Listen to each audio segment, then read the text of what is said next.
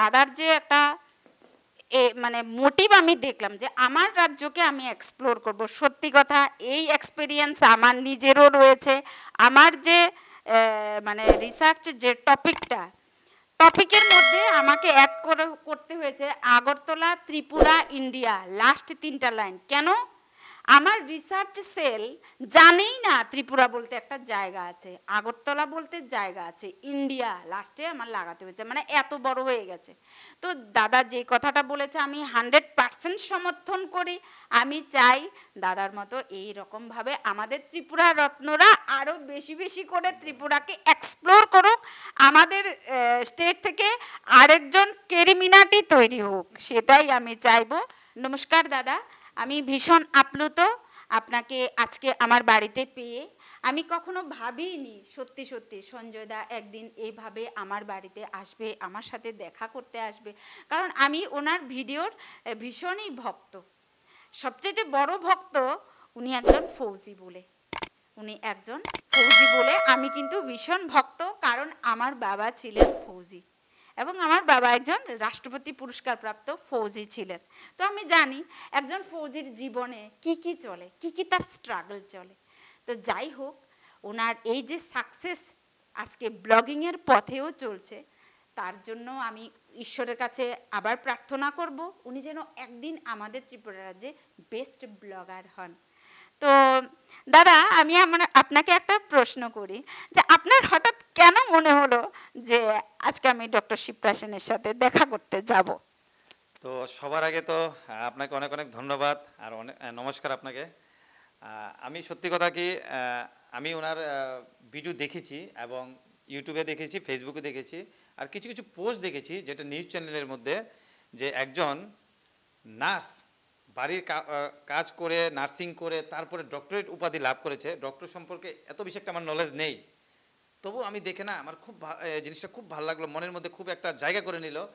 আর ভাবলাম যে দিদির সাথে কীভাবে কন্ট্যাক্ট হয়, তো আমি ওইটা ভেবে না, তো হঠাৎ করে একদিন দেখা আমার সাথে মেলাতে হঠাৎ করে দেখা। তখন আমি নাম্বারটা নেই দিদির থেকে, তখনও কিন্তু বলিনি আমি আসবো বলে।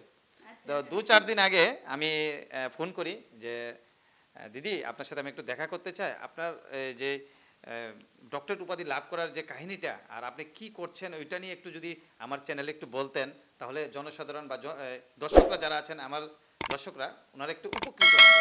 তো ওই নিয়েই দিদির সাথে কথা হয়। আর আজকে আবার ফোন করলাম কারণ আজকে আমি ফ্রি ছিলাম। তো দিদি বললো আসো, কোনো ইয়ে নেই। তো থ্যাংক ইউ, আপনি আমাকে একটু সুযোগ দিয়েছেন আপনার কথাগুলো আমার মোবাইলে, মানে আমার ভিডিওতে তোলার জন্য এবং আমার দর্শককে সব কিছু বলার জন্য। কারণ আপনি যে কথাগুলো বলেছেন সব দর্শকের কিন্তু এটা কাজে লাগবে। তো থ্যাংক ইউ আবারও আপনাকে। আর আমিও চাই যে আপনার চ্যানেলগুলা অনেক বড় হোক, কারণ আপনি কিন্তু জনসাধারণকে মানে ইন্সপায়ার করেন, বিশেষ করে মহিলাদেরকে ইন্সপায়ার করেন কি করে বাচ্চাদেরকে ট্রিট করতে লাগে, যেটা নিয়ে আপনি পড়াশোনা করেছেন, আবার নিজের হেলথ কি করে ঠিক করতে লাগে। আপনি হেলথের উপরে তো অনেক কিছু করেন, আমি দেখেছি। ঠিক আছে না? হেলথের উপরে যেটা, আমি নিজে কিন্তু অসুখের একটা ডাম্পিং স্টেশন ছিলাম। আমার বডিতে অলরেডি 5টা সার্জারি হয়েছে। আমার শরীরে টিবির জার্মও ছিল, কি আছে, একবার টিবি যার হয় তার সারা জীবনেই থাকে। তো এই রকম আমি কিন্তু খুব মোটাও ছিলাম, নিয়ার অ্যাবাউট 74 কেজি ছিলাম, মানে এতটাই। কিন্তু মুখটা খুব গুল্লু গাল্লু ছিল, সবাই বলতো সুন্দর। কিন্তু আমি এতটা অসুস্থ ছিলাম, আমি ডিউটির জন্য ড্রেস পরেও অনেক সময় ঘুমিয়ে থাকতাম, যে আমার আর ইচ্ছে করছে না, এতটা আনফিট ছিলাম। লাস্ট পর্যন্ত আমার এন্ডোমেট্রোসিস হয়। আপনি গুগলে সার্চ করবেন বা বন্ধুদেরকে বলবো হোয়াট ইজ এন্ডোমেট্রোসিস। মেয়েদের জরায়ুতে শিকড়ের মতো কতগুলি প্রজেকশন হয়। তো পিরিয়ড হলে পরে ওই প্রজেকশনগুলি খুলে পড়ে এবং সেখান থেকে অজস্র ব্লিডিং হয়। সেক্ষেত্রে সার্জারি মাস্ট, কারণ এত ব্লিডিং হয়। তখন মেয়েটাকে সেভ করার জন্য ডাক্তাররা বলে হিস্টেরেক্টমি করো, এই কথাটা অনেকে আপনারা জানেন। সেই পর্যায়ে আমি ছিলাম। কিন্তু যেহেতু আমার অনেকগুলি সার্জারি হয়েছে, আমার এবার আর ভয় আর সাহস নেই যে আমি আবার সার্জারি করি। ছেলে যখন কলকাতা পড়তে চলে গেল, ওর 1 ইয়ারের সাবস্ক্রিপশন দেওয়া ছিল জিমে। এবার ওর টাকা যেহেতু নষ্ট হবে, এবার বলছে মা তুমি গিয়ে করো না, আমি বাড়িতে করতাম টুকটাক। তারপর আমি ছেলের কথা মতো জিমে জয়েন করলাম।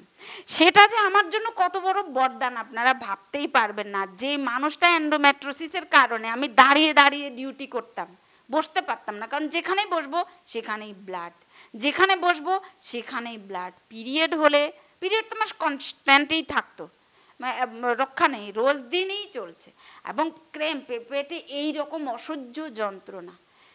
2 মাসের মধ্যে আমি পুরা কিউর হয়ে গেলাম। এই হচ্ছে গিয়ে আমার জিম হিস্ট্রি। যখন আমি দেখলাম এটা তো একেবারে কি বলবো, আমার জীবনে এটা একটা লটারি পাওয়ার মতো। তারপর আমি আরও 6 মাস শিখলাম, তারপর 7-8 মাস শিখলাম, তারপর আমি আর পারি না। আমার সন্তানেরকে পড়াতে হয়, ছোটটাকে পড়াতে হয়, ও তো একটু ডিলেড ডেভেলপমেন্ট ইস্যু রয়েছে, ঘরের কাজ করতে হয়, বিশেষ করে সকালবেলা আমার ডিউটি যেতে হয়। তারপর আমি আমার সমস্ত আর্টিকেলগুলি ঘরে কিনে নিই, তারপর সেগুলি দিয়ে জিম ফ্রম হোম স্টার্ট করি। এই হচ্ছে গিয়ে আমার এগুলি ডাম্বেল ফাম্বেল এগুলি কিনার একটা গিয়ে ব্যাক হিস্ট্রি। তো কথা বলছিলাম দাদার সাথে, কথা বলতে শুরু করেছি, দিয়েছি আমার সম্পর্কে। এবার আমি আপনার থেকে জানবো যে আপনি তো একসময় ফৌজি ছিলেন, তো আপনার কেন হঠাৎ করে মনে হলো আমি ব্লগিং করব?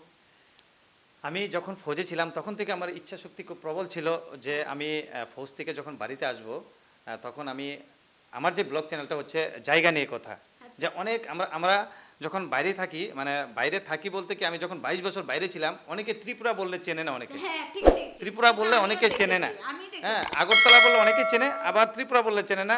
কিন্তু এখন কিছু কিছু জায়গা চেনে, কারণ সোশ্যাল মিডিয়ার কারণে। তো আমি ভাবলাম না, আমার ত্রিপুরাকে এক্সপ্লোর করতে হবে। আমি বাড়িতে যখন পেনশন যাব তখন গিয়ে আমি এক্সপ্লোর করব। তো অনেকে আবার ভাবছেন যে আমি ব্লগিং করার জন্য জব ছেড়েছি। একদমই না, আমি ব্লগিং করার জন্য জব ছাড়িনি। আমার আগের থেকে টার্গেট ছিল আমি 20 বছর করব, বাকি জীবনটা আমি আমার মা বাবা এক্সপ্লোর করব, মা বাবা ভাই বোন তাদের সাথে থেকে থেকে আমি ত্রিপুরাকে এক্সপ্লোর করব। আর আমি দেশের সেবা করেছি 22 বছর। এখন আমার জায়গায় অন্য আরেকজন মানে ভর্তি হবে ওই ফৌজে, ও একটা জব পাবে, ও আবার সেইভাবে এনার্জি দিয়ে কাজ করবে। তো তার জন্য আমি, অনেকে বলে আমাকে, আপনি কি জব ছেড়েছেন? আমি একবারও জব ছাড়িনি, আমি ভলেন্টিয়ার রিটায়ারমেন্ট এসেছি, আমি পেনশন পাই। আর বাকি এখন ত্রিপুরাকে এক্সপ্লোর করার খুব ইচ্ছে, আর এক্সপ্লোর করছি। আর নেক্সট টাইম ত্রিপুরাকে এক্সপ্লোর করার পর আমি অল ইন্ডিয়া এক্সপ্লোর করার খুব ইচ্ছা। আর কিছুদিনের মতো দিদির সাথে সত্যি কথা বলবো কি, এখানে এসে না আমার এত ভালো লেগেছে, কারণ নিজেকে, আমি একজন ছেলে হয়েও কিন্তু এত মোটিভেশন আমার মধ্যে ছিল, কিন্তু এত বেশি ছিল না। কিন্তু আজকে আমি অনেকটা মোটিভ হয়েছি দিদির কথা শুনে, এত কিছু দেখলাম, এত কিছু জানলাম। একজন গৃহিণী প্লাস একজন নার্সিংয়ে জব করেন উনি, সময় একদম কম, এটা হচ্ছে 3 শিফটিং ডিউটি, 3 শিফটিং ডিউটি, সময়ের করোনা কাল একদম এই সময়ের মাঝখানেও থেকেও, মানে এই কম সময়ের মাঝখানে, মানে সময় তো 24 ঘন্টা, তাই না? 24 ঘন্টার মধ্যে কি করে ম্যানেজ করে আবার পিএইচডি করলো। তো তার জন্য মানে আমি স্যালুট জানাই আপনাকে, থ্যাংক ইউ আপনাকে, আপনি আমার একটু কথা নিচ্ছেন আপনার ভিডিওতে। হ্যাঁ, তো এটাই হচ্ছে কি আমাদের ত্রিপুরা রত্নরা আরো বেশি বেশি করে ত্রিপুরাকে এক্সপ্লোর করুক, আমাদের স্টেট থেকে আরেকজন কেরিমিনাটি তৈরি হোক, সেটাই আমি চাইবো। যে সঞ্জয় দাদা ব্লগ একদিন কেরিমিনাটির মতো ওয়ার্ল্ডের একজন বিখ্যাত ইউটিউবার হবে, সেটা আমার পক্ষ থেকে উইশ রইল।